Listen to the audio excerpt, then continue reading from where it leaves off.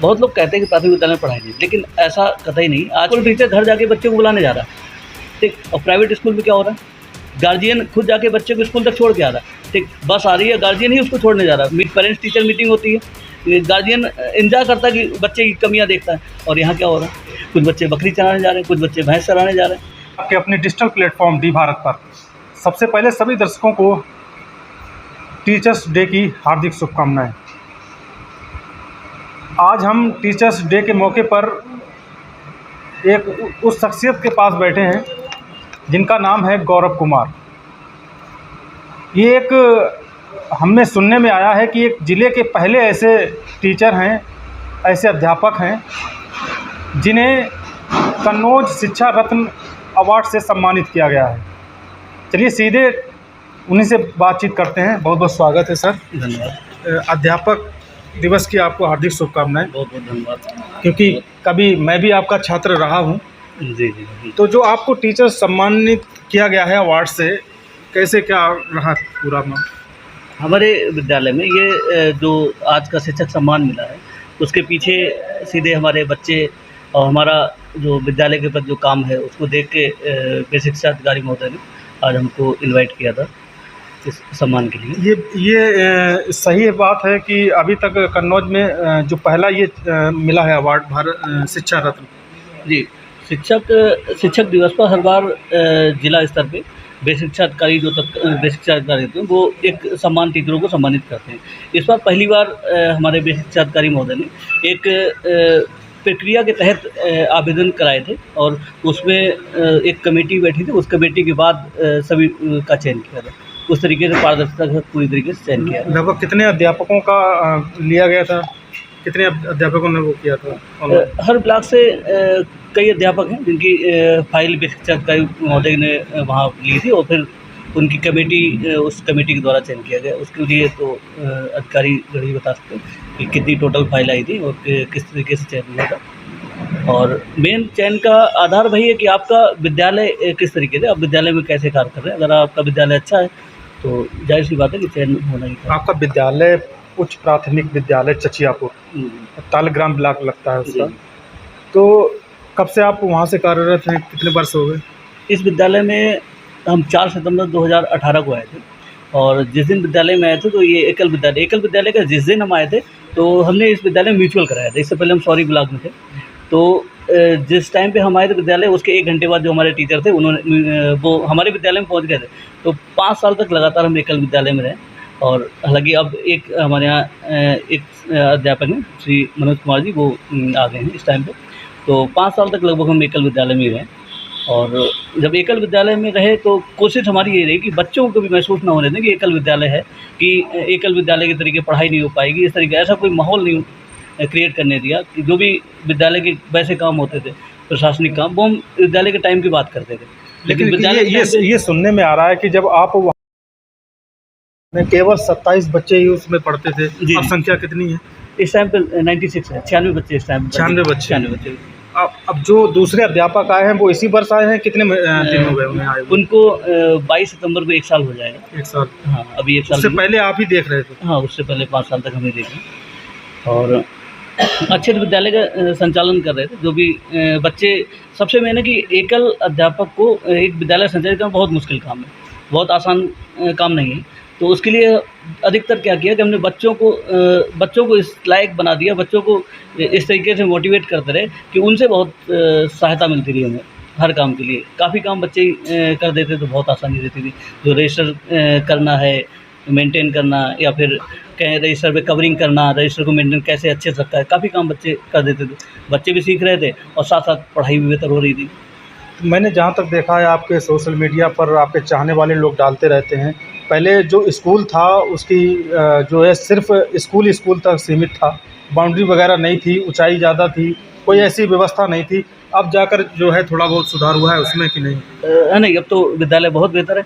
Boundary तो आज भी नहीं है, लेकिन बाउंड्री को अलग तरीके से बना रखा है। पौधों से बाउंड्री बहुत बेहतरीन तरीके से बन रखी है और चारों साइड में पौधे, फुलवारी इतनी लगी है कि लोग माहौल ऐसा बना दिया है कि कोई नुकसान तो करते ही नहीं। गाँव बहुत अच्छा गाँव है तो भरपूर सहयोग करते हैं। अब अगर ऐसा विद्यालय जिसमें बाउंड्री ना हो और एकदम फुलवारी बढ़िया से लगी हो, उसके पीछे सीधी सी बात है कि गाँव वाले बहुत अच्छा सहयोग कर रहे हैं। जितने लोग गाँव के हैं, जितने बच्चे गाँव के हैं, चाहे बच्चा हमारे यहाँ पढ़ रहा हो, कई बच्चे ऐसे हैं जो विद्यालय से निकल भी गए हैं, तो वो भी आके मतलब विद्यालय में सहयोग करते हैं।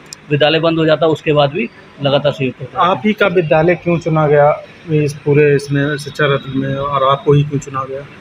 तो इसके पीछे कारण ये हो सकता है कि जैसे एक तो हम एकल विद्यालय थे, एकल विद्यालय वाले शिक्षक थे, और इसके बाद हमारे यहाँ सबसे ज़्यादा चयन आय आधारित छात्रवृत्ति परीक्षा में होता है।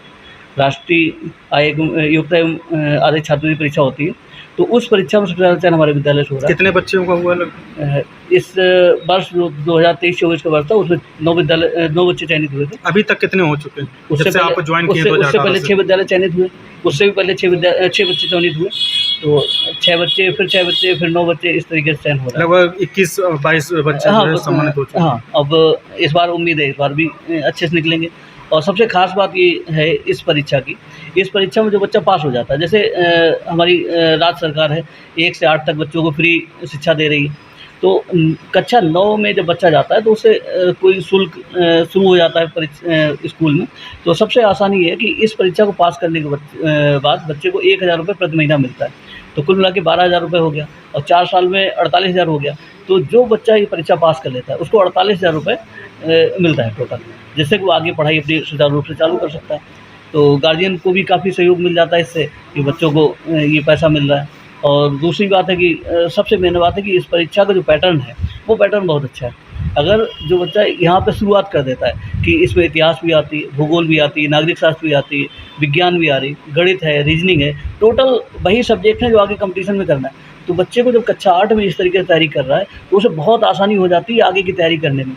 उसका एक अभी से पैटर्न बन गया कि इस तरीके से पढ़ना है। हमारे यहाँ के बच्चे ऐसे हैं कि अगर उनको इतिहास के बारे में आप डीपली बात करेंगे तो आपसे बहुत गहराई तक पहुँच जाएंगे। वो आपसे एकदम आप कुछ पूछेंगे वो गहराई तो पूछेंगे। अब अगर आप शुरुआत करेंगे कि इतिहास की शुरुआत, तो बिल्कुल शुरुआत से इसीलिए ज़्यादा बच्चे जो है बहुत गहराई से बच्चे पढ़ रहे हैं। उनको जैसे अगर आपने मान लो मुग़ल काल की शुरुआत करी तो बिल्कुल बेसिक से बताएंगे बच्चे कि कहाँ से हुआ, किस तरीके से हुआ, फिर इस टाइम पे के अंग्रेज आए, या इस तरीके से बहुत डीपली नॉलेज इस परीक्षा के द्वारा बच्चों को मिल रही है।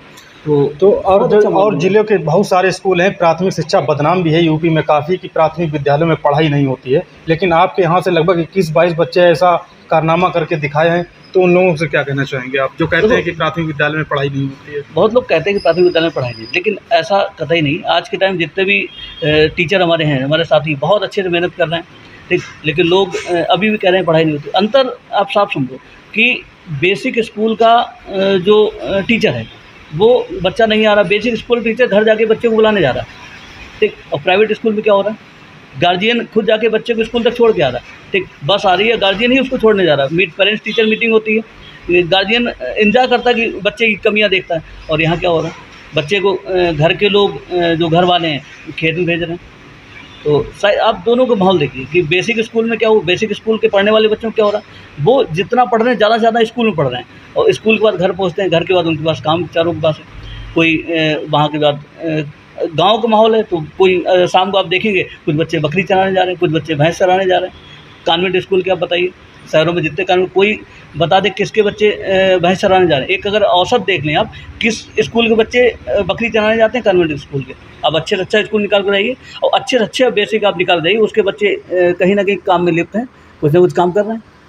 तो सीधा सा अंतर है कि अगर गार्जियन जो कॉन्वेंट स्कूल का गार्जियन है, वही बच्चे अगर बेसिक में पढ़ने आ जाएँ, आप बेसिक इतनी बुलंदियों पहुंच जाएगा कि कॉन्वेंट उसकी टक्कर लेना मुश्किल हो जाएगा कॉन्वेंट को। तो ये तो हम तो नहीं मानेंगे कि ऐसा है, और है भी नहीं। अगर कहीं पे भी आप देख लें किसी, अब हर बेसिक स्कूल का टीचर बहुत अच्छे से पढ़ाना चाहता है, लेकिन उसको माहौल भी, जो पब्लिक है उसके थ्रू माहौल मिलना चाहिए। वो अच्छे मेहनत कर रहा है तो गार्जियन को भी सपोर्ट करना चाहिए, और कहीं कहीं जहाँ कर रहे हैं हमारे बहुत अच्छा गार्जियन सपोर्ट कर रहे हैं, रिजल्ट आप देख रहे हैं। तो जैसे कन्नौज में ये शुरुआत हुई है, नई शुरुआत, मैं तो मानता हूँ कि जब से संदीप कुमार जो बीएसए अधिकारी हैं वो आए हैं, कैसा क्या है नेचर वगैरह, हेल्प करते हैं स्कूलों में? बहुत बढ़िया नेचर है, बहुत अच्छे, बहुत कोऑपरेटिव है, हर किसी से बहुत आराम से बात करते हैं। किसी की समस्या है उसको ऐसा नहीं केवल सुनते हैं, समस्या को सुनने के बाद उसका समाधान भी निश्चित तौर पे निकालते हैं। कई बार हमने देखा है इसके उदाहरण हैं हमारे पास कि बहुत अच्छे समस्या को सुनते हैं, उसके समाधान भी करते हैं, तो बहुत अच्छा नेचर है। अभी सुनने में आया है, थोड़े दिन पहले मैंने सुना था कहीं से कि आप कुछ नया करने वाले हैं स्कूल में बच्चों के लिए, कोई खेल प्रतियोगिता वगैरह, उस पे काम चल रहा है अभी कि नहीं? जी, जी। हाँ, उस पे काम चल रहा है, बस अभी क्योंकि एक आधारित छात्रवृत्ति परीक्षा का भी इस टाइम आवेदन चल रहे हैं, तो वैसे 5 सितंबर आज ही लास्ट डेट थी, अब उसकी 20 सितंबर हो गई। तो इसके बाद फिर 10 नवंबर को उसका एग्ज़ाम है, तो पहले तो इस 10 नवंबर को एग्ज़ाम खत्म कर लेंगे बच्चों का, उसके बाद फिर एक दूसरी चीज़ बच्चों के लिए लेके आ रहे हैं बहुत जल्दी में। ठीक है, आपको मिलेगी उसके बारे में ठीक है, जानकारी। बहुत-बहुत बधाई हमसे बातचीत करने के लिए।